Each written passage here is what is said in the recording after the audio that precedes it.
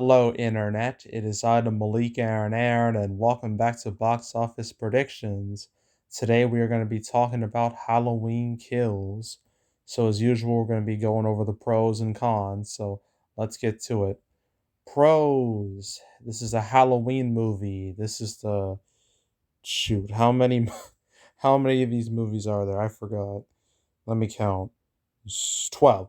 Okay, this is the 12th Halloween movie, and my god, the history of this series is very confusing and convoluted. So I'm going to go over it as quickly as I can. That way, everyone knows what Halloween is all about. So, the first Halloween came out in 1978. Okay? Horror classic. Then you had the sequel, 1981, which wasn't as good. And they had the third movie, which removed Michael Myers entirely, which definitely was a bold choice, a choice that did not pay off. So they brought him back for a bunch of sequels, 4, 5, and 6. Then, in 1998, they made Halloween H2O, which decanonized parts 3 through 6. So 3 through 6 no longer matter at this point, right? And people were like, "Oh, this one's not too bad. Like Halloween is back and it was a success." Right? So things are going good again. Then people I forgot who the studio behind it. The studio behind it decided to fuck up and make Halloween Resurrection a movie nobody liked and did way worse. And a movie that made the stupid decision to kill Laurie Strode, the main character of this entire freaking series that's not named Michael Myers. Yeah, they killed her off. Like, what the hell is that? That's just as bad as when they killed off John Connor in Terminator Dark Fate. Like, that's so dumb. So where do you go from there? Well, you hit the reboot button. That's what you do with 2007's Halloween, which was directed by Rob Zombie. And his Halloween movie was a pretty big success for the relatively speaking.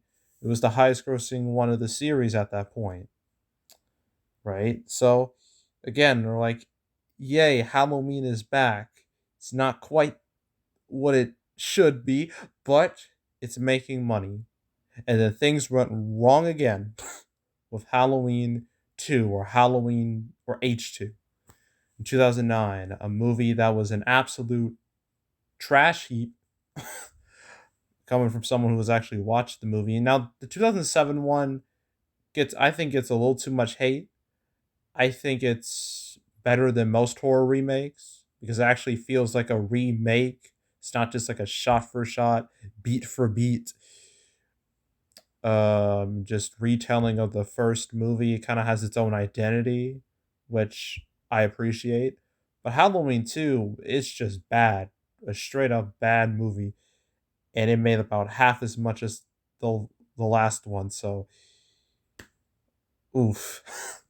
So we're in a bad spot again. Then in 2018, a new Halloween movie comes out, simply called Halloween, just like the first one. And what this movie did was decanonize every single Halloween movie that was not the original. So Halloween 2 through Halloween 2 gone, wiped, no longer matters because they brought back Jamie Lee Curtis as Laurie Strode, which was a great decision.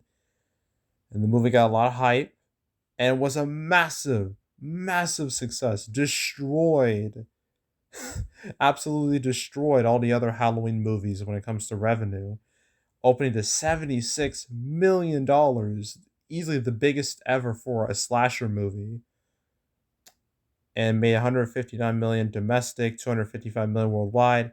Undisputed success.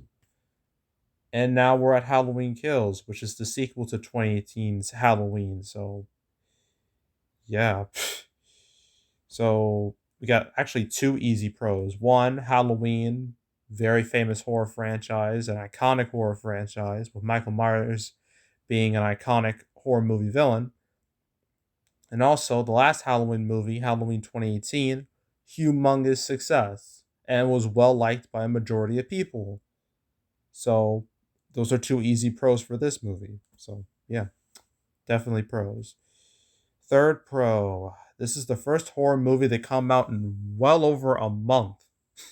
The last one that came out was Malignant, and yeah, that movie didn't do too hot, obviously.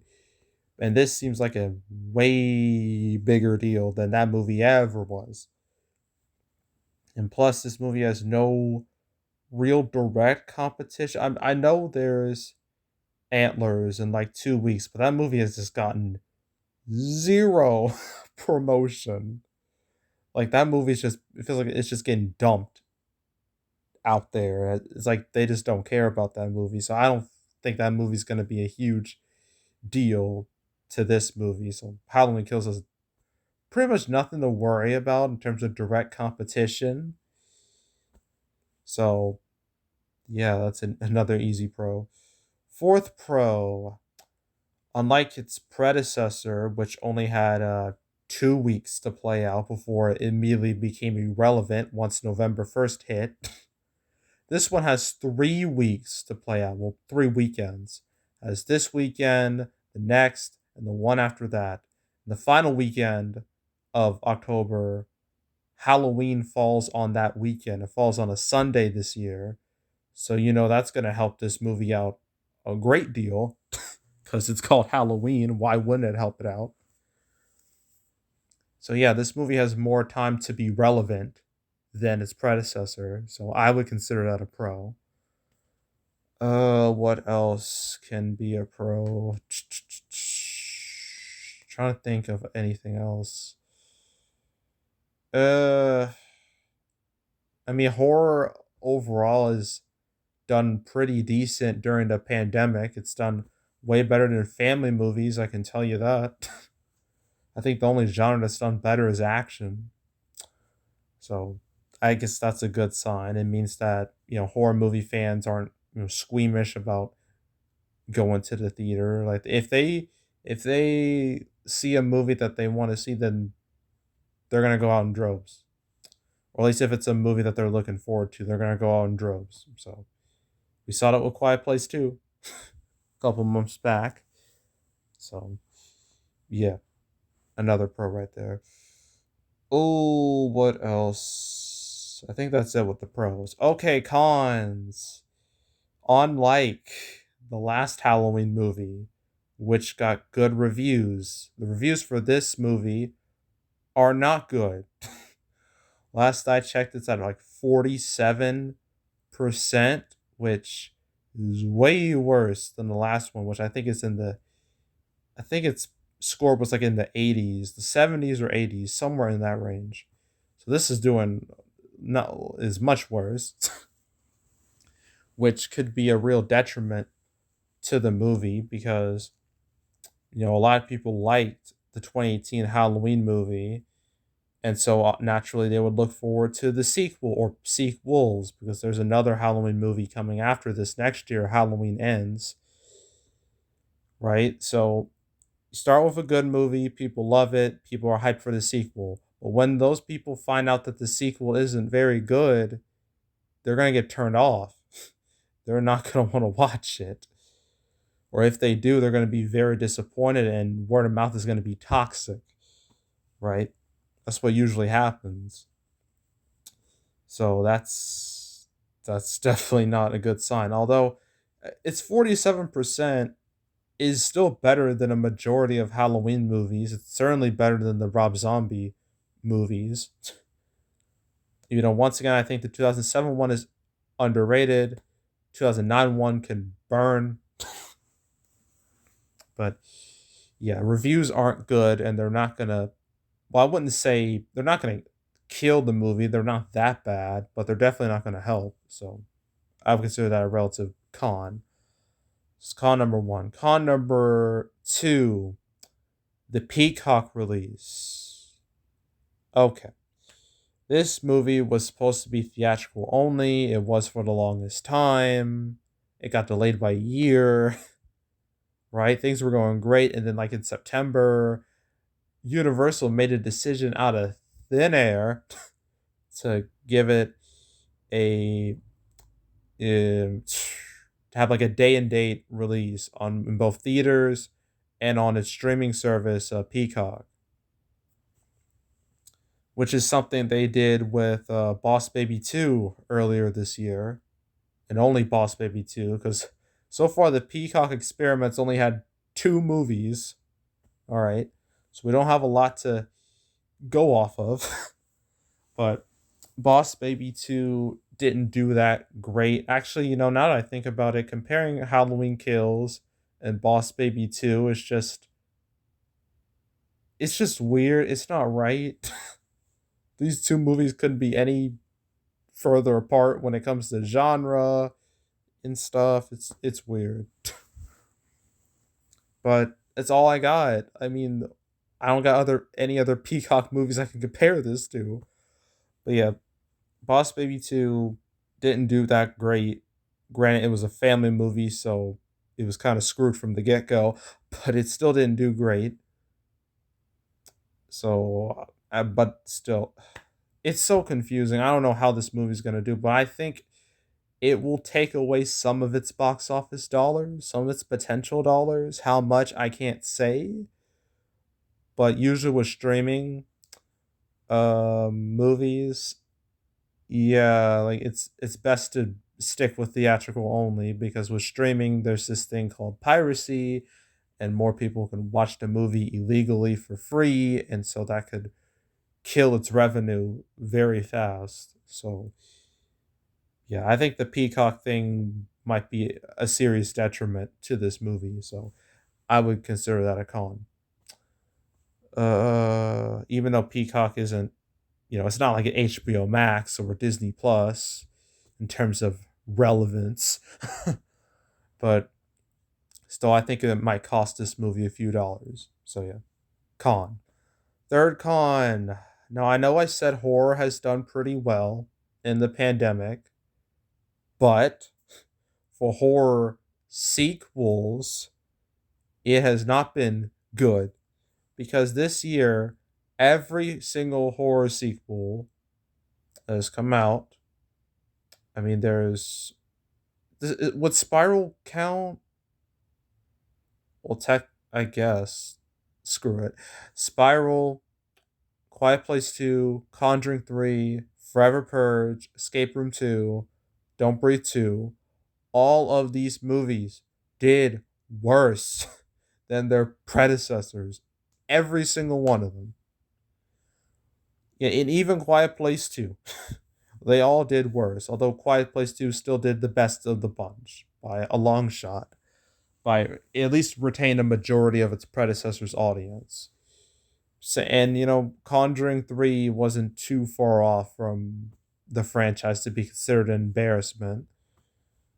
Spiral was the worst performing one by a bunch, as was um, Forever Purge, but neither really embarrassed themselves too much. But Escape Room 2, oof, that movie was a dud. It made less than half at the box office. Same goes for Don't Breathe 2, which made did it way worse by I don't even know. I think a fourth. It only made like a fourth of the original, which is terrible.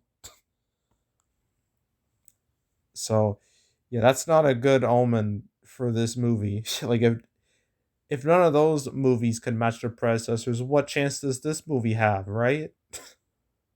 Right? Like, but all to be fair, nobody expected this movie to match the last one. That just was not going to happen. Even without the pandemic, it was not going to happen. But really, what this movie needs to do is at least retain a decent amount of its predecessor's audience. Or if it can't do that, at least do well on its own to justify its existence, which I think it might do. But yeah, it'll definitely do worse than its predecessor. That's guaranteed to happen. So you know, besides horror sequels and throughout history usually do worse. Some do way better, but for the most part, it's pretty nasty history. So yeah, I'm gonna consider that a con. Being a horror sequel and how that can negatively affect the movie. And plus, with what we've seen this year with all the various horror sequels we've gotten. So yeah, that's a con. What other cons can I think of? Although Dune next weekend, Dune is not direct competition. It's still gonna all the conversations gonna surround that movie, which means this movie will get negatively affected because that's what happens when like a big movie comes out, or at least another big movie comes out. And we've seen that this month alone. We're gonna see it several times where Venom 2 started out, got all the attention. Then No Time to Die came out. That got all the attention, which negatively affected Venom 2. I don't know how much No Time to Die is going to be affected by Halloween Kills, but so Halloween Kills now has attention. Then that attention is going to transfer to Dune next weekend, and that might affect this movie negatively. I don't know. So it's best not to have too many big movies or big deal movies open one after another because they're all just gonna steal each other's attention, and as a result, none of them win. So yeah, yeah, but it still has the week after Dune is Halloween weekend, so it might have a chance then.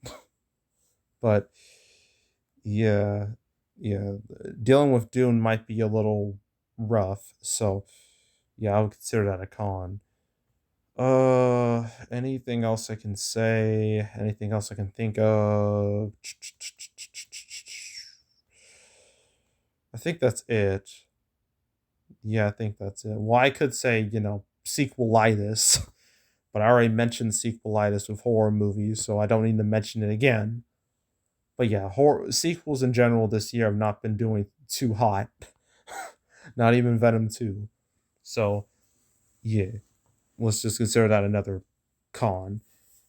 And yeah, so opening weekend, the official prediction for this movie, from what I've seen, a lot of people are saying it's going to make between 35 and 40. It's definitely possible. I guess we have to see what its Thursday numbers are before we can make a real judgment call. But yeah, I don't know. I don't know, man. I think it could make over 40 if fans don't care about the quality too much. I mean, it's possible, but I'm just going to say 40. Just a solid 40. All right. Actually, you know what? I'm going to have a wider range. 35 to 45. Somewhere in that range, I think this movie's going to land. Which, wouldn't be too bad because I seriously doubt, and I don't think the budget's on here. I seriously doubt this movie is expensive. I mean, the last one cost like $10 million. How much more expensive could this movie be, right? So, yeah. Yeah, I think it will make about half as much as its predecessor, just like the last Halloween sequel, which was H2 in 2009, funny enough. But yeah, yeah, but it'll still be one of the biggest horror hits of the year. I think that will be a guarantee. But yeah, it'll just be another underwhelming sequel. Just so that kind of sucks. So yeah, that's it for that. All right, this weekend I also have to gotta do Last Duel, and then that's it. Just two movies this weekend. Nice. The next weekend, only two more movies. Dune, which is going to be a very interesting video, and Ron's Gone Wrong. And then the final week of October, I got to deal with a bunch of movies at once. Great. I probably have to do a French Dispatch too because I heard it's going to be limited next weekend, and the week after that it's going to be wide. So if it is, I got 5 movies to cover, which that's just not going to be fun at all. And then that'll be the end of October. So, yeah. Anywho, yeah, that's it. That's all. Make sure to subscribe, like this video, leave a comment, turn on notifications, share the whole drill. Want to check out more videos like this? Got a playlist on the homepage of all previous prediction videos I made this year. You know, all the horror movies that came out this year, all the big ones. Quiet Place 2, Conjuring 3, Forever Purge, Escape Room 2, Don't Breathe 2, Malignant, Spiral, you know, all of them. I covered them all. So if you want to watch any of those, you can go right ahead. There's also the canceled series where I go over all the movies that are supposed to come out but didn't. I only covered Halloween Kills twice. First time I covered it, it got delayed by a year. And the second time I covered it was with the whole Peacock strategy announcement. So yeah, I only covered it twice. So if you want to watch those videos, you can go right ahead. And all the other canceled episodes. That way you're up to date on all these movies. There's now 83 episodes. I don't think the series is going to get much further than that. The rate things are going, unless something happens, which, you know, I mean, I'm not going to say something's going to happen, but you never know. But yeah, if you want to watch any past canceled episodes I made, you can go right ahead. There's also box office recaps where I go over the box office results for any particular month. October recap will come out first week of November. It's a guarantee. But if you want to watch any of the past recap videos I made this year, you can go right ahead. And yeah, that's it. That's all. I am out. Goodbye.